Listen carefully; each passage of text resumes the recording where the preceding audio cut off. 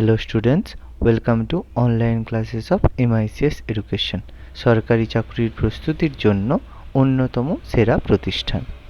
এখানে আপনারা WBCS, railway, PSC, SSC, school service commission, defence এবং অন্যান্য যে কোনো ধরনের রাজ্য সরকারের এবং কেন্দ্রীয় সরকারের চাকরির জন্য প্রস্তুতি নিতে পারেন ইংরেজি এবং বাংলা উভয় মাধ্যমেই। অভিজ্ঞ শিক্ষকের দ্বারা প্রশিক্ষণ দেওয়া হয়।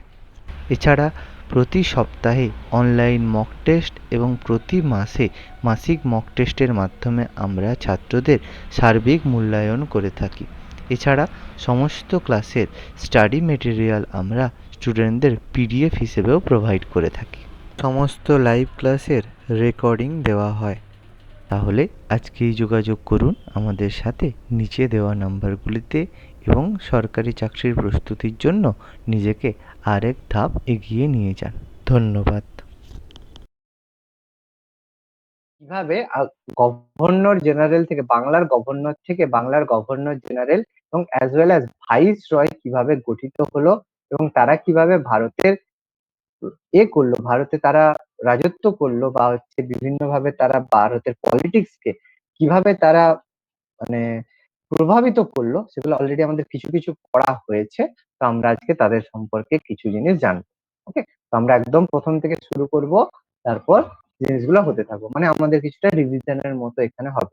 দেখো, প্রথমবার 1857 খ্রিস্টাব্দে 1857 মহাবিদ্রোহের পরবর্তী সময়ে ব্রিটিশ সরকার সরাসরি ভাবে ভারতের প্রশাসনিক দায়িত্ব গ্রহণ করে। 1857 মহাবিদ্রোহের পরে 1858 সালে পাস হয় গভর্নমেন্ট অফ ইন্ডিয়া অ্যাক্ট বা ভারত শাসন আইন। সেই আইনের মাধ্যমে ডিসাইড করা হয় যে এরপর সমস্ত কিছু ক্ষমতা ইস্ট ইন্ডিয়া কোম্পানির হাত থেকে টোটালি ভারত সরকারের হাতে পাঠানো হবে। যেটা 1858 খ্রিস্টাব্দে এটা হয়। এর আগে আমরা পড়েছি 1773 সালে রেগুলেটিং অ্যাক্ট পাস করা হয়।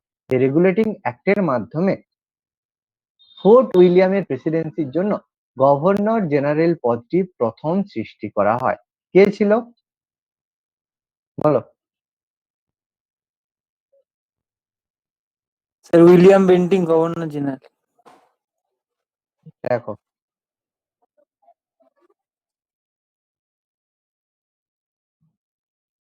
বলো কে হয়েছিল 1773 রেগুলেটিং অ্যাক্টের মাধ্যমে গভর্নর জেনারেল পদটা সৃষ্টি করা হয়? প্রথম গভর্নর জেনারেল কে হয়েছিল? 1773 মধ্যে? এই দেখো, তুমি এরকম ভুল করলে হবে? ওয়ারেন হেস্টিংস ছিল। মনে করো 1773 সাল রিলেট করো, ওয়ারেন হেস্টিংস বাংলার গভর্নর থেকে বাংলার গভর্নর জেনারেল। আমি গভর্নর জেনারেল বলেছি, একবারও ভারতের গভর্নর জেনারেল কথাটা উচ্চারণ হয়নি, তাই না? তাহলে এগুলো ভুল করলে হবে? 1773 খুবই, আমি কনস্টিটিউশনে যখন পড়েছি তখনও বলেছি, হিস্ট্রিতে যখন হলো তখনও আবার বলা হয়েছে। এরকম ভুল করলে হবে? ওকে, তো 1773 গভর্নর জেনারেল প্রথম সৃষ্টি করা হয় এবং ওয়ারেন হেস্টিংস প্রথম গভর্নর জেনারেল হিসেবে নিযুক্ত হয়। এরপর পিটের ভারত শাসন আইন হয় 1784 খ্রিস্টাব্দে। এখানে কি করা হয়েছিল মনে আছে? মনে আছে কনস্টিটিউশনে পড়েছিল? সব গুবলেট হয়ে গেছে?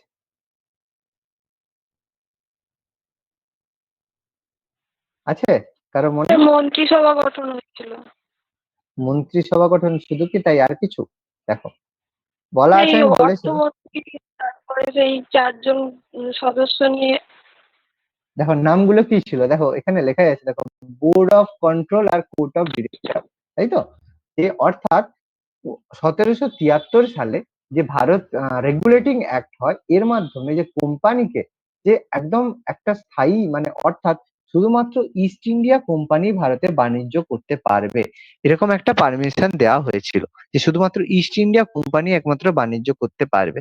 কিন্তু দেখা গেল যে রেগুলেটিং গভর্নর জেনারেল যে ওয়ারেন হেস্টিংস কে দেওয়ার পর তিনি এত টাকা চুরি করলেন আর এত টাকার গন্ডগোল করলেন, তখন ব্রিটিশ গভর্নমেন্ট কি করলো 1784 সালে পিটের ভারত শাসন আইনের মাধ্যমে বোর্ড অফ কন্ট্রোল গঠন করে, যারা ইস্ট ইন্ডিয়া কোম্পানির যে বাণিজ্যকে কন্ট্রোল করবে। কনস্টিটিউশন ক্লাসে এগুলো তোমাদের পড়ানো হয়েছিল, বুঝতে পারছি সব ভুলে কাঁচকলা হয়ে গেছে, আবার পড়া শুরু করো, ঠিক আছে? এরপর 1861 সালে এবং 1892 সালে গঠিত হয় ইন্ডিয়ান কাউন্সিল অ্যাক্ট। কাউন্সিল অ্যাক্টের বাংলা কি আছে মনে? যা মনে নেই, কাউন্সিল অ্যাক্টের বাংলা, কাউন্সিল মানে কি? পরিষদ আইন। পরিষদ আইন। জাতীয় পরিষদ আইন। পরিষদ আইন। তো ইন্ডিয়ান কাউন্সিল অ্যাক্ট বা পরিষদ আইনের মাধ্যমে ভারতে গভর্নর এবং গভর্নর জেনারেলদের শাসন প্রতিষ্ঠা করা হয়। ওকে, তো কাউন্সিল অ্যাক্ট গুলো তোমাদের অলরেডি বলেছিলাম, 1861, 1892, 1909, এগুলো তোমাদের অলরেডি বলেছিলাম। আবার আমরা এগুলো সম্পর্কে জানবো, কার সময়ে কিভাবে চালু হলো। তো এটা আমাদের ইন্ট্রোডাকশন ছিল। আচ্ছা, এবার আমরা একদম প্রথম থেকে জানবো বাংলার গভর্নর এবং বাংলার গভর্নর জেনারেল। প্রথম বাংলার গভর্নর হিসাবে নিযুক্ত হন লর্ড ক্লাইভ। লর্ড ক্লাইভকে বাংলার গভর্নর হিসাবে নিযুক্ত করা হয়। তিনি দুটো টার্মে দেখো বাংলার গভর্নর হিসাবে নিযুক্ত হয়েছিলেন। প্রথমবার 1757 থেকে 1760 মধ্যে, কারণ গভর্নর জেনারেল পোস্টটা তৈরি করা হয় একমাত্র পলাশির যুদ্ধের পরে। কারণ পলাশির যুদ্ধের ফলে ভারতীয়দেরকে বাংলা পরাজিত করার পরে গভর্নর জেনারেল পোস্টটা তৈরি করা হয়। ওকে, তো এই হিসাবে দেখো ক্লাইভ দুটো ফেজে ছিল, একটা 1757 থেকে 1760, তারপর 1765 থেকে 1767। তো প্রথমবার দেখো, এটা আমরা অলরেডি জানি 1757 খ্রিস্টাব্দে, দেখো 1757 খ্রিস্টাব্দে রবার্ট ক্লাইভ সিরাজউদ্দৌলাকে পলাশির যুদ্ধে পরাজিত করেন। পলাশির যুদ্ধে পরাজিত করেন অবশ্যই কার সাহায্য নিয়েছিল? কে হেল্প করেছিল? মির্জাফর। মির্জাফর। এত চিন্তা করে উত্তর দিতে হচ্ছে? যা, ঝটঝট উত্তর দেবে। এত এত ধীরে সুস্থে উত্তর দিলে হবে? এগুলো তো এত ইজি ইনফরমেশন। তো 1757 খ্রিস্টাব্দে পলাশী যুদ্ধে সিরাজউদ্দৌলাকে পরাজিত করে রবার্ট ক্লাইভ উম, জয় করলেন এবং ইস্ট ইন্ডিয়া কোম্পানিকে ব্যক্তিগতভাবে বাণিজ্য করার এবং অতিরিক্ত ভাতা লাভের বিষয়টি নিষিদ্ধ করেন। ওকে, অর্থাৎ ইস্ট ইন্ডিয়া কোম্পানি যাতে ব্যক্তিগতভাবে বাণিজ্য করতে পারবে না, এটাকে নিষিদ্ধ করা হয়। এইটাকে কি বলা হতো? ব্যক্তিগতভাবে বাণিজ্য করার যে যে ফ্রিতে বাণিজ্য করতে পারতো, তো ব্যক্তিগতভাবে বাণিজ্য করার অতিরিক্ত ভাতা লাভের জন্য একটা জিনিস দেওয়ানি। দেওয়া। দেওয়ানি না, লাভ। দেওয়ানি লাভ। দেওয়ানি লাভ অন্য জিনিস। দেওয়ানি লাভ অন্য জিনিস। দেওয়ানি লাভ হয়েছিল 1765 পরে। এখানে কি ছিল, নামটা মনে পড়ে? বলবো স্যার না, বলার, একচেটিয়া বাণিজ্য নাকি?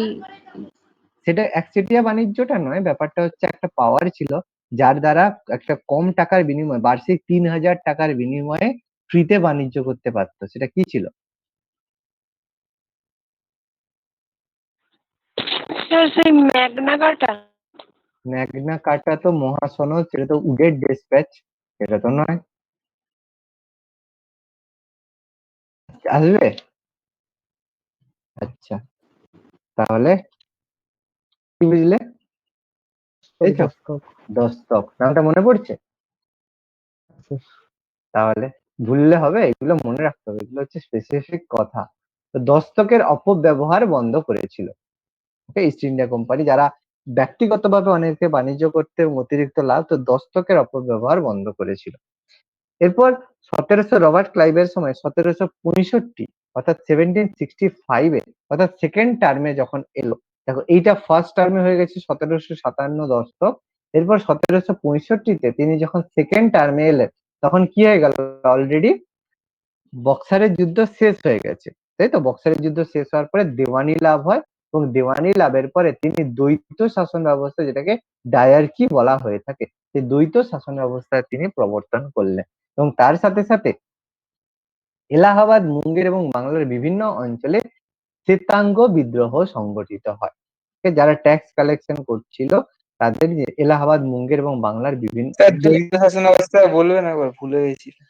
দ্বৈত শাসন মানে ডায়ার্কি, যেটা বলা হচ্ছে যে কেন্দ্র এবং রাজ্যের মধ্যে শাসন ব্যবস্থা প্রবর্তন। কারণ আমাদেরও এখন ডায়ার্কি, দ্বৈত শাসন। কেন্দ্রীয় সরকার আলাদাভাবে শাসন করে, দ্বৈত সরকার আলাদাভাবে শাসন করে, কিন্তু তারা রিপ্রেজেন্ট করে কেন্দ্রকে, সেটাকে দ্বৈত শাসন বলা হয়। অর্থাৎ দ্বৈত শাসনের অবস্থা কি, যে ইস্ট ইন্ডিয়া কোম্পানিও শাসন করবে এবং তার মধ্যে যে রেজিমেন্ট থাকবে, অর্থাৎ পুরা বেঙ্গলেও তারা শাসন করবে এবং বেঙ্গলের প্রত্যেকটা জায়গাতে আলাদা আলাদা শাসক থাকবে, সেটাকে হচ্ছে দ্বৈত শাসন বা ডায়ার্কি বলা হয়ে থাকে। বোঝা গেছে? হ্যাঁ স্যার। আচ্ছা, এবার দেখো, রবার্ট ক্লাইভের দুটো টার্মের কথা আমি বললাম। এবার যে 61 যখন 60 ক্লাইভ চলে গেলেন, তখন ক্লাইভের জায়গায় বাংলার সিংহাসনে বসলেন মীর জাফর। ওকে, ক্লাইভ বসিয়ে দিয়ে গেলেন মীর জাফরকে, কারণ মীর জাফর সাহায্য করেছিল পলাশির যুদ্ধে জিতার জন্য। এবং মীর জাফরকে ভেন্সিটার নবাব পদ থেকে অপসারিত করে মীর কাসিমকে তার জায়গায় বসান। মীর কাসিম ছিল মীর জাফরের জামাই। ওকে, কেন বসিয়েছিল মনে আছে না গুবলেট? কারণ কোম্পানির যে শর্তগুলো মেনেছিল সেটা মির্জাফর মেনে নিতে পারেনি, তাই মির্জাফরকে সরিয়ে মীর কাসিমকে ইংরেজরা ওখানে নবাব পদে প্রতিষ্ঠিত করেছিল। শুধু কি তাই? বলো। শুভজিতের তো বলা উচিত, অফলাইন ক্লাসেও করেছো, সৌম্যজিৎরা না হয় ভুলে গেছো, অনেকদিন আগে পড়ছো। আচ্ছা, রিমা আছো?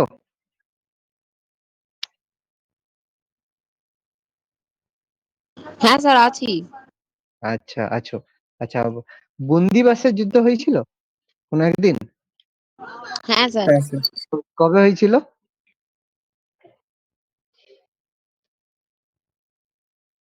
কবে হয়েছিল মনে আছে? আচ্ছা, ভুলে গেছো। দেখো, 1760 হয়েছিল বন্দিবাসের যুদ্ধ। তো বন্দিবাসের যুদ্ধে কি হয়েছিল, ওলন্দাজদের সঙ্গে, ওলন্দাজ যারা হচ্ছে ডাচ, যারা ওলন্দাজদের ডাচ যাদেরকে বলা হয়, ওলন্দাজদের সঙ্গে ইংরেজদের যুদ্ধ হয়েছিল। সেই যুদ্ধে মির্জাফর সাহায্য করেছিল ওলন্দাজকে, যাতে ওলন্দাজরা ইংরেজদেরকে পরাজিত করতে পারে।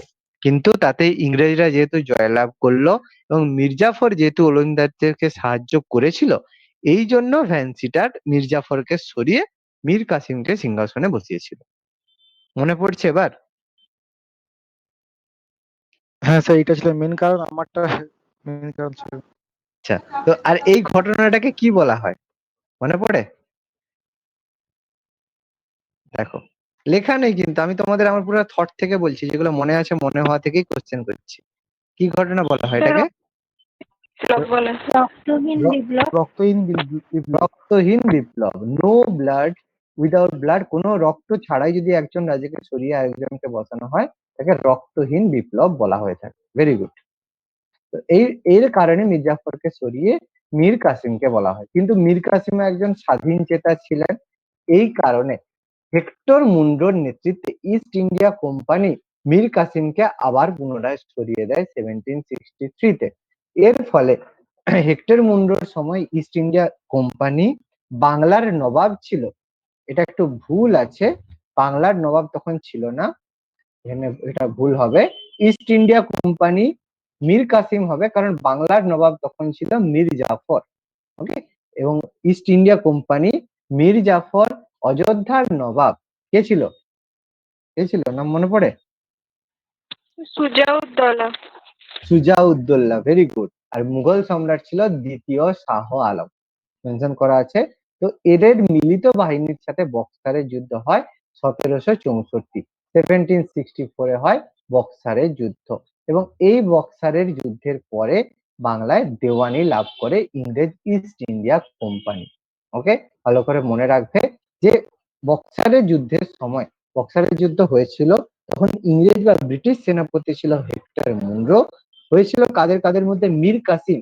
কিন্তু মীর কাসিম তখন বাংলার নবাব ছিল না, তখন বাংলার নবাব ছিল কে, কে ছিল বাংলার নবাব?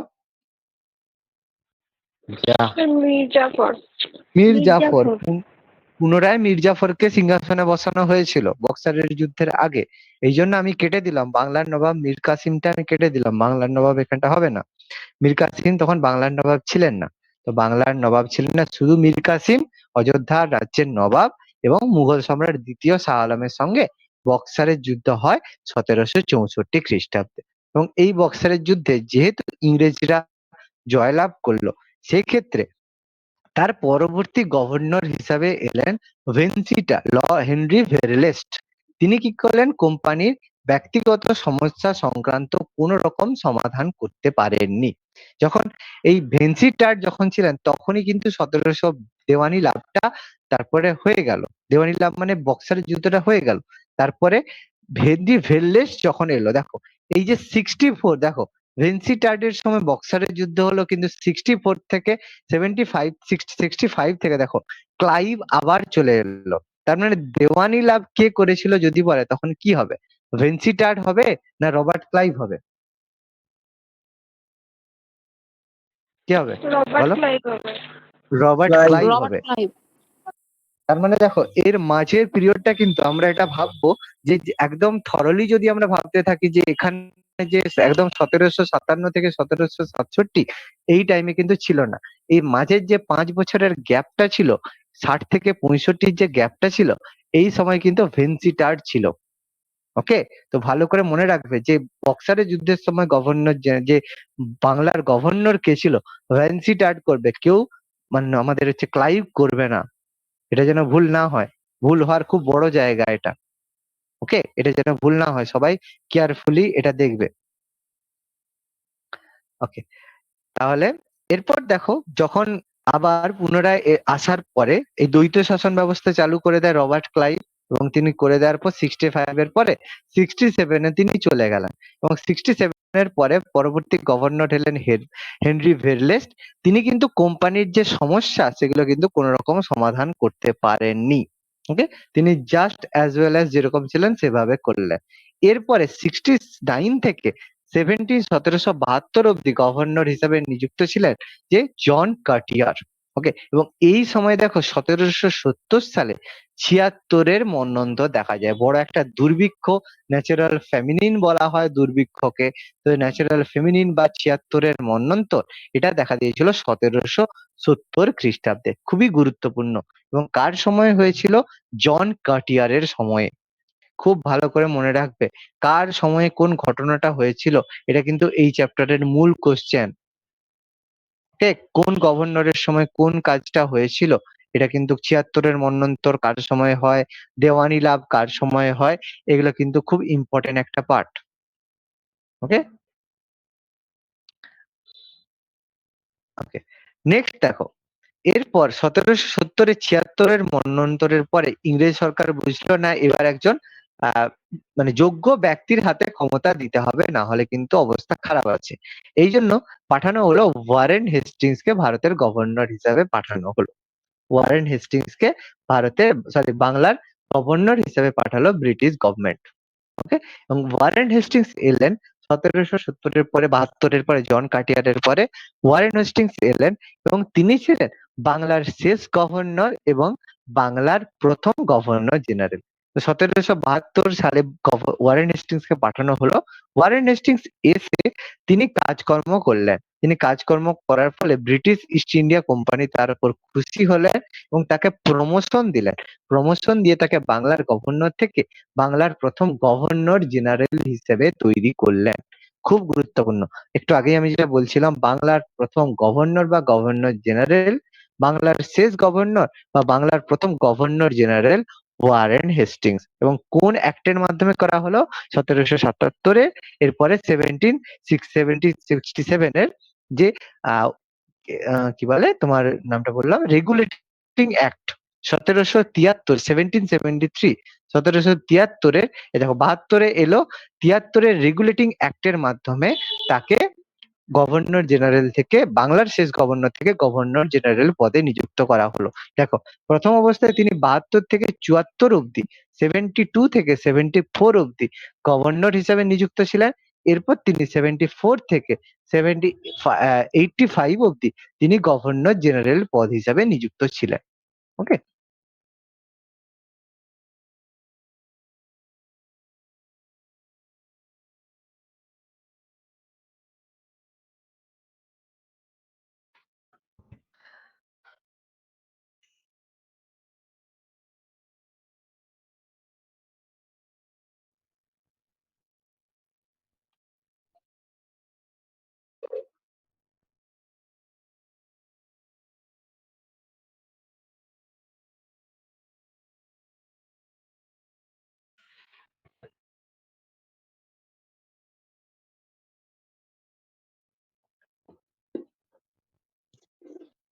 এবার দেখো, তিনি ছিলেন ফোর্ট উইলিয়াম দুর্গের শেষ গভর্নর। অলরেডি, কারণ ফোর্ট উইলিয়াম দুর্গের শেষ গভর্নর হিসাবে এরকম ভাবে কোশ্চেন মাঝে মাঝে এসে থাকে। কারণ ফোর্ট উইলিয়াম দুর্গের শেষ গভর্নর কেন বলা হচ্ছে, কারণ ফোর্ট উইলিয়াম দুর্গ যারাই নিযুক্ত হয়ে আসে তারা কিন্তু ফোর্ট উইলিয়াম দুর্গে চার্জ হিসেবে নিয়ে থাকে, চার্জ বা সেখানে হয়ে থাকে। এই জন্য ফোর্ট উইলিয়াম দুর্গের যদি বলে বাংলার ফোর্ট উইলিয়াম দুর্গের শেষ গভর্নর কে ছিলেন, তাহলে বলবে ওয়ারেন হেস্টিং। ওকে, কারণ কোশ্চেন দেখো সেম ইনফরমেশন, এটাকে কিন্তু একটু ঘুরিয়ে জাস্ট কোশ্চেন আসতে পারে। ওকে, বাংলার ফোর্ট উইলিয়াম দুর্গের শেষ গভর্নর ছিলেন ওয়ারেন হেস্টিং। এবার দেখো তার রাজস্ব ব্যবস্থা সম্পর্কে আমাদের কিছু ইনফরমেশন জানতে হবে। তো রাজস্ব ব্যবস্থার মধ্যে প্রথম, তার সময় 1772 খ্রিস্টাব্দে তিনি পাঁচশালা বন্দোবস্ত চালু করেন এবং 1773 সালে তিনি একশালা বন্দোবস্ত চালু করেন। তো পাঁচশালা একশালা বন্দোবস্ত কি, মোটামুটি আইডিয়া আশা করি সবার টুকটাক কিছুটা তো আইডিয়া আছে। 5 বছরের জন্য কাউকে যদি ভূমি রাজস্ব বা ট্যাক্স করার ক্ষমতা দেওয়া হয় তাহলে তাকে পাঁচশালা বলা হয়, আর 1 বছরের জন্য যদি দেওয়া হয় তাকে একশালা বন্দোবস্ত করা হয়। এবং ভেরি ভেরি ইম্পর্টেন্ট একটা ইনফরমেশন, 1776 খ্রিস্টাব্দে তিনি আমিনি কমিশন গঠন করে। খুব ইম্পর্টেন্ট, আমিনি কমিশন গঠন করেন তিনি 1776 খ্রিস্টাব্দে। এই আমিনি কমিশন গঠন করা হয়েছিল যে রাজা গভর্নর জেনারেল সঠিকভাবে কাজ করছে কিনা সেটাকে মূল্যায়ন করার জন্য। ওকে, মানে এখনো যেমন ব্যবস্থা রয়েছে, আমাদের রয়েছে কন্ট্রোলার এবং এডিটর জেনারেল রয়েছে, যারা সরকার কি কাজ করছে সেটা তদারক করে থাকে। ব্যাপারটা কি বলতো, সে সোর্সের মধ্যে ভূত থাকে, একটা ব্যাপার থাকে না, ব্যাপারটা সেরকম। যে একে যায় যে নিয়োগ করবে সে এর চুরিগুলোকে লুকিয়ে দেবে। তো এই জন্য আমিনি কমিশন গঠন হয় 1776 সালে। খুবই গুরুত্বপূর্ণ ইনফরমেশন। ঠিক আছে, আমিনি কমিশন গঠন হয় কবে? 1776 সালে ওয়ারেন হেস্টিংস এর দ্বারা। পাঁচশালা দহশালাটাও খুব ইম্পর্টেন্ট, এটা পরীক্ষায় পড়ে। পাঁচশালা বন্দোবস্ত চালু হয় 1772 খ্রিস্টাব্দে, আর একশালা বন্দোবস্ত চালু হয় 1777 খ্রিস্টাব্দে, 1777।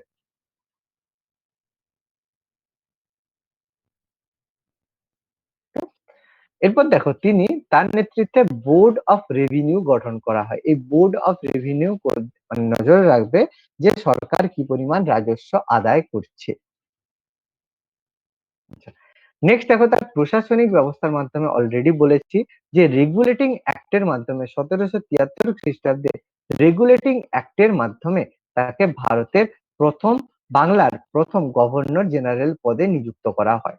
খুবই ইম্পর্টেন্ট, এই জন্য রেগুলেটিং অ্যাক্ট খুবই গুরুত্বপূর্ণ। যে রেগুলেটিং অ্যাক্টের মাধ্যমে যে বাংলার গভর্নরকে প্রথম বাংলার গভর্নর জেনারেল হিসেবে নিযুক্ত করা হয়। রেগুলেটিং অ্যাক্ট, বারবার বলছি একটাই কারণ তোমাদের যাতে মনে থাকে। এরপর দেখো গভর্নর জেনারেল হিসেবে নিযুক্ত হওয়ার পর তিনি 1772 খ্রিস্টাব্দে দ্বৈত শাসন বা ডায়ার্কির অবলুপ্তি ঘটান। খুব ইম্পর্টেন্ট কথা, আমি বলেছিলাম ডায়ার্কির প্রবর্তন কে করেছিল?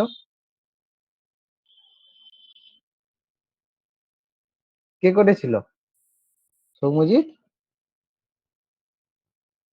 যা এক্ষুনি বললাম।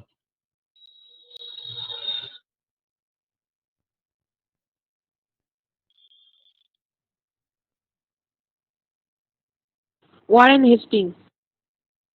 Warren Hasting. সব ঘুমিয়ে গেছিলে নাকি সবাই? না স্যার, নেটওয়ার্ক ইস্যু হচ্ছে, অন করতে যাচ্ছি অন হচ্ছে না মাইকটা, ওই জন্য। আচ্ছা আচ্ছা। তো 1772 খ্রিস্টাব্দে ওয়ারেন হেস্টিংস কি করলেন? দ্বৈত শাসন ব্যবস্থার অবলুপ্তি ঘটালেন, যেটাকে রবার্ট ক্লাইভ যেটাকে চালু করেছিলেন। যে ওয়ারেন হেস্টিংস এই দ্বৈত শাসন ব্যবস্থার অবলুপ্তি ঘটান 1772 খ্রিস্টাব্দে। এছাড়া তিনি কি করেন? কোম্পানিদের ঘুষ নেওয়া, কোম্পানির ঘুষ এবং উপহার দেওয়ার ব্যাপারটি তিনি নিষিদ্ধ করেন। এবং তার সময় দেখো সন্ন্যাসী বিদ্রোহ দমন করা হয়েছিল, খুবই ইম্পর্টেন্ট। সন্ন্যাসী বিদ্রোহ দমন করা হয় কোন গভর্নর জেনারেল সময়ে? তখন হচ্ছে ওয়ারেন হেস্টিংস এর সময়ে সন্ন্যাসী বিদ্রোহ দমন করা হয়। এছাড়া তিনি বিবাহ ক্ষেত্রে করদান নিষিদ্ধ করেন, কারণ আগে বিয়ে করলে কর দিতে হতো। এছাড়া তিনি একসাথে বাংলার নবাবদের পেনশনের পরিমাণও হ্রাস করেছিলেন বা কমিয়েছিলেন।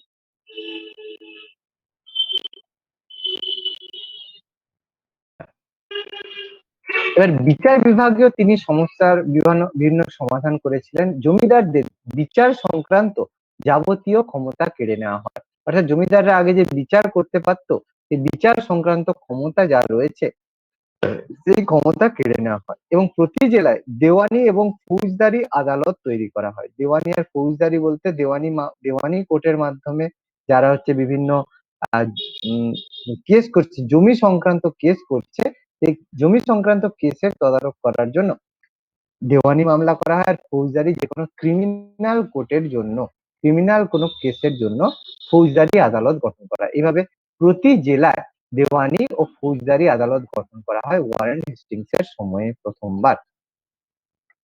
এছাড়া তিনি 1772 খ্রিস্টাব্দে সদর দেওয়ানি এবং সদর নিজামত আদালত প্রস্তুত করেন। এর মাধ্যমে কি করা হয় যে সদর দেওয়ানি অর্থাৎ মানে রাজ্যের ক্ষেত্রে এবার হচ্ছে একটা সদর ক্ষেত্রে, সদর বলতে যেটা মেনলি শহরকে বলা হয়, যে শহরের ক্ষেত্রে একটা সদর দেওয়ানি তৈরি করা হয় এবং সদর নিজামত আদালত যারা ডিস্ট্রিক্ট লেভেলে বা লেভেলে কাজ করে থাকে সেই রকম আদালত তৈরি করা হয়। এবং তিনি বিচারকদের নিরপেক্ষতা রক্ষার জন্য তাদের উপহার গ্রহণ বা অর্থ গ্রহণ নিষিদ্ধ করেন। এছাড়া তিনি 1776 খ্রিস্টাব্দে মনুস্মৃতি যেটাকে বলা হয়, সেই মনুস্মৃতির আইনি ইংরেজিতে অনুবাদ করেছিলেন। খুবই ইম্পর্টেন্ট ইনফরমেশন, তিনি মনুস্মৃতির ইংরেজিতে অনুবাদ করেছিলেন। ওকে, তিনি মনুস্মৃতির ইংরেজিতে অনুবাদ করেছিলেন।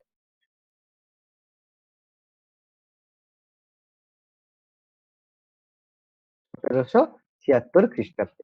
এছাড়া তার আমলে 1774 খ্রিস্টাব্দে কলকাতায় সুপ্রিম কোর্ট গঠিত। আমরা কম বেশি একটু আগেই বললাম সুপ্রিম কোর্ট গঠিত হয়েছিল, রেগুলেটিং অ্যাক্টের আন্ডারেই তৈরি হয়, কিন্তু তৈরি হয় 1774 খ্রিস্টাব্দে কলকাতায় সুপ্রিম কোর্ট গঠিত হয় এবং সেই সুপ্রিম কোর্টে প্রথম প্রধান বিচারপতি হিসাবে নিযুক্ত হন স্যার ইলিজা ইম্পে। সুপ্রিম কোর্টের প্রথম প্রধান বিচারপতি হিসাবে নিযুক্ত করা হয় স্যার ইলিজা ইম্পে। তিনি ছিলেন ওয়ারেন হেস্টিংস এরই একজন বন্ধু ছিলেন, ছোটবেলাকার বন্ধু ছিলেন ওয়ারেন হেস্টিংস এর, ইলিজা ইম্পে। ওকে, খুব ইম্পর্টেন্ট, দেখো নামটা দেওয়া আছে এলিজা ইম্পে।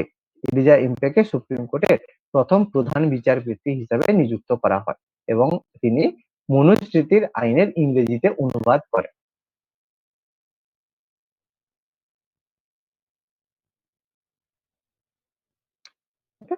এর ফলে গভর্নর জেনারেল ইন কাউন্সিল আর সুপ্রিম কোর্টের একে পড়ে করে। আচ্ছা, এবার অর্থনৈতিক এবং বাণিজ্যিক সংস্কার, তিনি দস্তক প্রথার অবসান ঘটান। যে দস্তক প্রথা বলেছিলাম যে ইংরেজরা যে দস্তক প্রথা চালু করেছিল, যেটা হচ্ছে ইস্ট ইন্ডিয়া কোম্পানি প্রথম এই করে, তো তিনি কিন্তু দস্তক প্রথা বা দস্তক প্রথার টোটালি অবসান গঠন করে।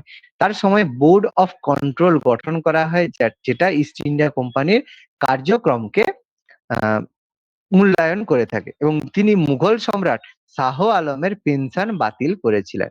মুঘল সম্রাট শাহ আলম যে ছিল, যে যার কাছ থেকে দেওয়ানি লাভ করেছিল, তার পেনশন তিনি বাতিল করেছিলেন। এরপর শিক্ষা সংস্কৃতির ক্ষেত্রে ওয়ারেন হেস্টিংস 1781 খ্রিস্টাব্দে কলকাতায় মাদ্রাসা আলিয়া নামক শিক্ষা প্রতিষ্ঠান স্থাপন করে, যা পরবর্তীকালে নামকরণ হয় আলিয়া বিশ্ববিদ্যালয়। এরপর তার সময় 1784 খ্রিস্টাব্দে উইলিয়াম জোন্স এশিয়াটিক সোসাইটি প্রতিষ্ঠা করেন। তার সময় 1784 খ্রিস্টাব্দে উইলিয়াম জোন্স এশিয়াটিক সোসাইটি প্রতিষ্ঠা করেন। খুবই ইম্পর্টেন্ট ইনফরমেশন। এরপর গীতা এবং হিতোপদেশ যেটা রয়েছে তার ইংরেজিতে অনুবাদ করেছিলেন উইলকিনসন। ওকে, ফতোয়া-ই আলমগীরি এটিকে ইংরেজিতে অনুবাদ করা হয় তার সময়। আচ্ছা, ফতোয়া-ই আলমগীরি কি ছিল সৌম্যজিৎ? স্যার ঔরঙ্গজেবের জীবনী। ঔরঙ্গজেবের জীবনী, বায়োগ্রাফি না অটোবায়োগ্রাফি? বলো, স্যার বায়োগ্রাফি। বায়োগ্রাফি না অটোবায়োগ্রাফি? সৌম্যজিৎ বলো। বায়োগ্রাফি হয়। এটা অটোবায়োগ্রাফি, এটা অটোবায়োগ্রাফি ছিল। ওকে, আর এই সময় সৈয়দ গুলাম হোসেন সিয়ারুল মুখতারিন গ্রন্থ রচনা করেন এবং এরই সময় 1780 খ্রিস্টাব্দে জেমস অগাস্টাস হিকি তার প্রথম সংবাদপত্র বেঙ্গল গেজেট প্রতিষ্ঠা করেন বা বেঙ্গল গেজেট প্রকাশ করেন 1780 খ্রিস্টাব্দে।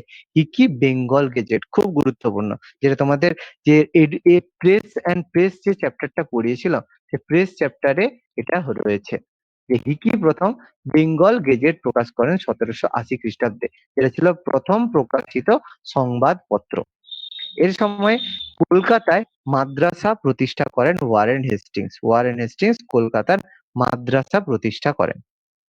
ওকে, তার রাজ্য জয় সংক্রান্ত যদি কিছু ইনফরমেশন করা হয়, তাহলে 1774 খ্রিস্টাব্দে ওয়ারেন হেস্টিংস এর বিরুদ্ধে অভিযোগ আনা হয় যে তিনি নন্দকুমারের বিরুদ্ধে নন্দকুমার তার বিরুদ্ধে অভিযোগ করেন যে তিনি ঘুষ নিয়েছিলেন। তো এই কেসটা চলে সুপ্রিম কোর্টের প্রধান বিচারপতির আন্ডারে এবং বিচারে নন্দকুমারের ফাঁসি হয়েছিল 1775 খ্রিস্টাব্দে। এই ঘটনাকে জুডিশিয়াল মার্ডার বলা হয়। আচ্ছা, কেউ বলতে পারবে এই ঘটনাটাকে কেন জুডিশিয়াল মার্ডার বলা হয়?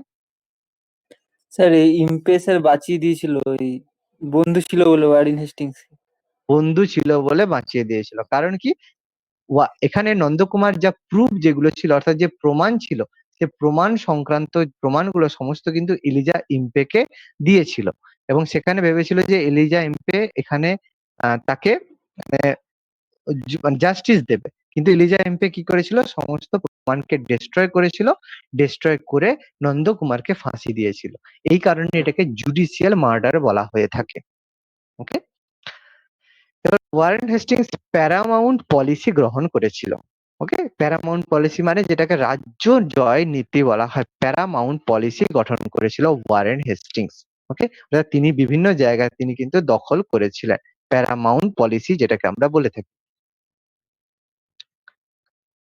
আচ্ছা, এরপর তিনি 1774 খ্রিস্টাব্দে রোহিলখণ্ডের যুদ্ধে রোহিলাদের বিরুদ্ধে অযোধ্যার নবাব সুজা-উদ-দৌলাকে সাহায্য করার বিনিময়ে 40 লক্ষ টাকা পায়।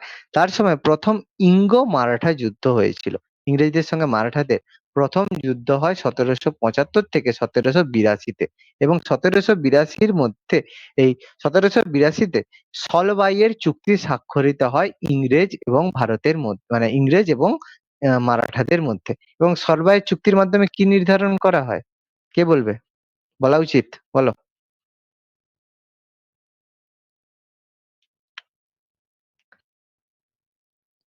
জিনাত, ইন্দ্রাক্ষী, সঞ্চারী, সলবাইয়ের চুক্তি মনে আছে? সামনে পড়ছো পেছনে ভুলছো নাকি? গন্ডগোল হয়ে যাবে সব। দেখো, সলবাইয়ের চুক্তির মাধ্যমে 20 বছরের অনাক্রমণতার চুক্তি হয়। 1780 থেকে 20 বছর কতদিন হচ্ছে, কত সাল হবে তাহলে? স্যার 1800। 1802, 1802 দিয়ে 1802 তে মারাঠাদের সঙ্গে ইংরেজদের কি চুক্তি হয়? দেখো, সব ভুলে গেছো। বেসিনের চুক্তি হয়, মনে পড়ে? বেসিনের সন্ধি হয়, যেটা পেশোয়াদের অপমানজনক ছিল, তার ফলে সেকেন্ড ইঙ্গো মারাঠা যুদ্ধ হয়। ভুলে গেছো সব। আচ্ছা, এরপরে 1780-84 দ্বিতীয় ইঙ্গো মহীশূর যুদ্ধ হয়ে থাকে, যেখানে টিপু সুলতান এই যুদ্ধে মারা যান এবং এটাকে অসমাপ্ত হিসাবে এই যুদ্ধ সমাপ্তি হয় মাদ্রাজের চুক্তির মাধ্যমে। এরপর 1784 টিপু সুলতানের সঙ্গে এটা হচ্ছে ম্যাঙ্গালোরের চুক্তির মাধ্যমে, দেখো এই চুক্তির অবসান হয়। ম্যাঙ্গালোরের চুক্তি, প্রথমে মাদ্রাজের চুক্তি প্রথম ইঙ্গো মহীশূর যুদ্ধের সময়, তারপর ম্যাঙ্গালোরের চুক্তি হয় যে টিপু সুলতানের সঙ্গে। কিন্তু এই দ্বিতীয় ইঙ্গো মহীশূর যুদ্ধ সূচনা মানে চালু করেছিল বা শুরু করেছিল হায়দার আলী, তার বাবা। কিন্তু হায়দার আলীর সেই সময় কর্কট রোগ বা ক্যান্সার রোগে মৃত্যু হওয়ার কারণে তার ছেলে এই দ্বিতীয় ইঙ্গো মহীশূর যুদ্ধকে নেতৃত্ব দিয়েছিল এবং তারপরে থার্ড ইঙ্গো মহীশূর যুদ্ধ হয় পরবর্তী সময়ে, যেটা শ্রীরঙ্গপত্তনমের চুক্তির মাধ্যমে সম্পন্ন হয়। ওকে, এগুলো মনে রাখবে, যুদ্ধগুলো অলরেডি পড়া হয়েছে, যুদ্ধগুলো পড়া আছে, যুদ্ধগুলো ভুলে গেলে হবে না কিন্তু। ইমপিচমেন্ট, এবার এরকম যে ঘুষ টুস নিল, তাহলে ঘুষ টুস নিয়ে কি সমস্ত কিছু বেঁচে টেচে গেল? কি হলো 1785 খ্রিস্টাব্দে ওয়ারেন হেস্টিংস যখন দেশে ফিরে আসে তখন হাউস অফ কমন্স আর হাউস অফ লর্ডে তাকে তার বিরুদ্ধে ইমপিচমেন্ট প্রস্তাব আনা হয়। হাউস অফ কমন্সটা কি, যেটা আমাদের যেমন লোকসভা রয়েছে এরকম ওদের রয়েছে হাউস অফ কমন্স, আর ওদের রয়েছে উচ্চ কক্ষ রয়েছে হাউস অফ লর্ডে বা লর্ড। তো ওই কক্ষে তার বিরুদ্ধে ইমপিচমেন্ট প্রস্তাব আনা হয় কারণ তিনি ঘুষ নিয়েছিলেন বলে।